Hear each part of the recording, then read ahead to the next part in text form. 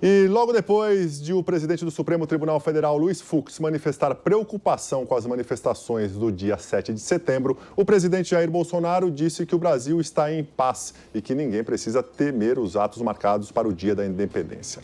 Os atos programados por defensores do presidente em Brasília e em outras capitais do país, inclusive aqui em São Paulo, na Avenida Paulista, sede da Jovem Pan, não têm recebido o apoio das Forças Armadas.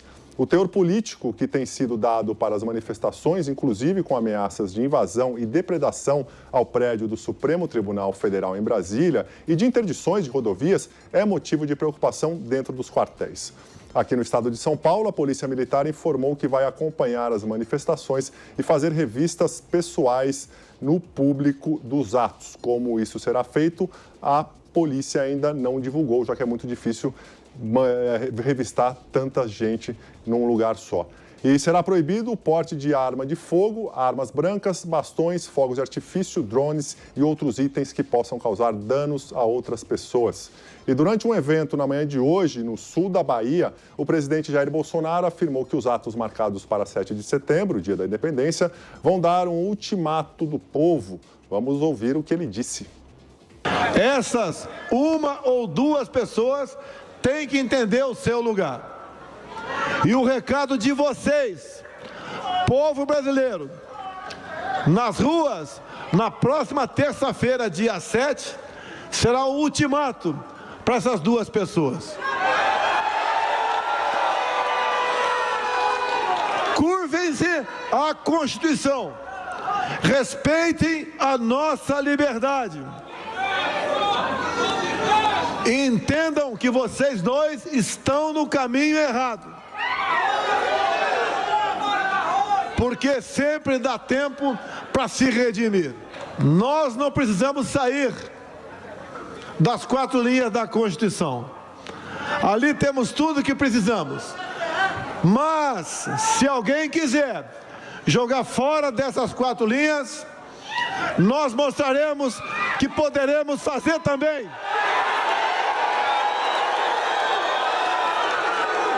Valer a vontade e a força do seu povo. Constantino, eu vou falar com você. Eu sei quem são essas duas pessoas, mas eu vou deixar para você falar. Quem são que o presidente falou? Um atende pelo apelido de xerife, colocado por um colega que já se aposentou, né? E o outro quer empurrar a história e, num ato falho essa semana, ele disse que não liga para pressões externas, porque quando vai decidir, ele coloca os seus valores. Aí ele falou, não, a Constituição em primeiro lugar, né? Então, veja, nós estamos diante de um abuso de poder escancarado do Supremo Tribunal Federal, em geral, dos ministros Alexandre de Moraes e Luiz Roberto Barroso, em particular. O presidente está querendo dar um recado e é importante ficar claro o custo elevado de insistir ou de dobrar a aposta nesse grau de arbítrio e ingerência e ativismo, né? Então é isso, o povo está atento, não vai aceitar um golpe às claras, né? Já soltaram o Lula, tiveram que rever a interpretação da Constituição pela 3ª vez em uma década para isso, depois enterraram a Lava Jato e com 7 anos de atraso, com filigranas territoriais e suspeição do Moro, conseguiram a elegibilidade do Lula. Então está tudo muito claro, né? Não tem ninguém que pode estar fingindo que não está entendendo o que está acontecendo. E o recado do presidente é esse, né? A população vai lá se manifestar, deve ser pacífico, tem que resistir a provocações da esquerda. Foi o Zé Dirceu que tentou convocar a militância para encontrar a militância da direita nos atos. O ex-secretário Salim Matar já se manifestou também. O povo brasileiro é pacífico e ordeiro. As manifestações associadas à direita, historicamente, têm sido assim, né? Têm sido respeitosas das regras do jogo. O povo quer demonstrar sua indignação com a desarmonia entre os 3 poderes. É disso que se trata. Eu espero que escutem o recado, mas já foi acatado o pedido, parece que veio da PGR, justiça seja feita, de novas prisões aí. Um jornalista e o Zé Trovão. Quer dizer, a tensão continua no ar. Ô, Bruna, puxando esse gancho aí do Constantino, essa chance de confronto, de violência na próxima terça-feira é real?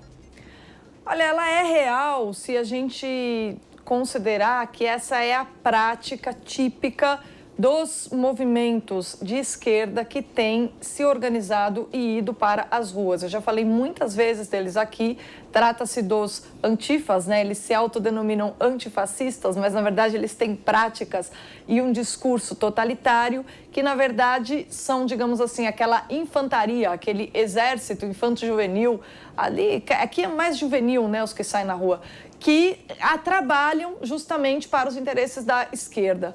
Há dossiês, há estudos, há o documentário da Brasil Paralelo, há vasta informação explicando quais são as origens desse movimento e por que eles agem de modo violento. Aqueles que são os chamados Black Blocs, que desde 2013 estão aí na ativa, são uma vertente desse movimento, né?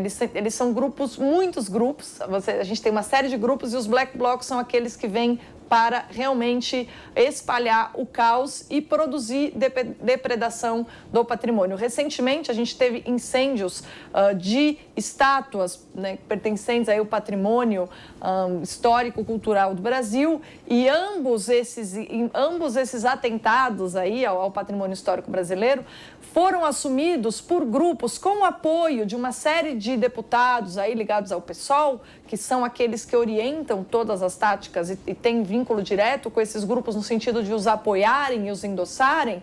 A gente teve aí... Quem assumiu esses ataques ao patrimônio histórico brasileiro? Foram justamente grupos com essa orientação. Se eles estiverem na manifestação no próximo domingo, na próxima terça-feira, dia 7 de setembro, eles virão para o confronto. E se entre os manifestantes da direita houverem infiltrados para gerar a aparência de um confronto, a gente pode ter uma série de problemas. Por quê? Porque aqueles que vão para as ruas motivados pela defesa da liberdade, dos valores e pela exigência que os ministros da Suprema Corte voltem atrás na sua sana, né, por ocupar um poder que não lhe pertence, essas pessoas, elas são pacíficas, então elas podem acabar sendo alvos de figuras mal intencionadas que vão se infiltrar aí no movimento para gerar uma aparência de que a violência venha de dentro dessas pessoas associadas aí às lideranças de direita, né? Se a polícia militar aqui de São Paulo, pelo menos, que é onde a manifestação costuma ser maior, fizer um bom trabalho de revista,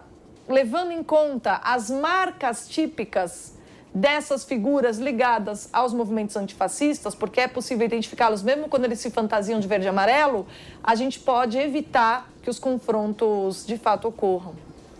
Serrão, o presidente Bolsonaro, na sua opinião, você acha que ele está colocando muitas fichas nessa manifestação, tratando ali como o dia D, tudo vai acontecer depois, tudo vai ser melhor depois do dia 7 de setembro?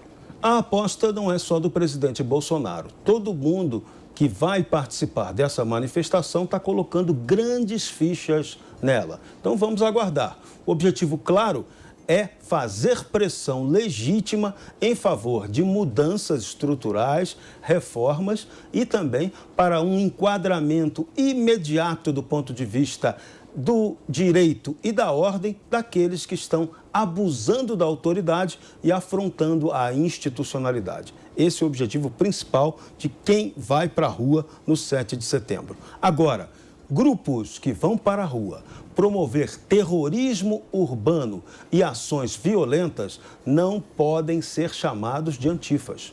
O nome está errado. Eles são nazistas. Não tem outra definição dentro do arcabouço da história. Isso é nazismo na prática. E isso é intolerável sob qualquer ponto de vista. O povão que vai, em sua maioria, para a Paulista, vai na pacificação, vai com a família e os amigos pelo bem do Brasil. E não contra ninguém, nem para agredir ninguém. E, repito, ninguém vai pedir golpe de coisa nenhuma. Vai, sim, para lutar contra golpes que estão sendo armados. E um deles é muito manjado. É a tentativa de anular a chapa que elegeu o presidente Bolsonaro e Antônio Hamilton Mourão, anulando a eleição de 2018. Se isso acontecer, é doideira institucional pura. É como se diz no popular, é o bagulho doido da institucionalidade brasileira.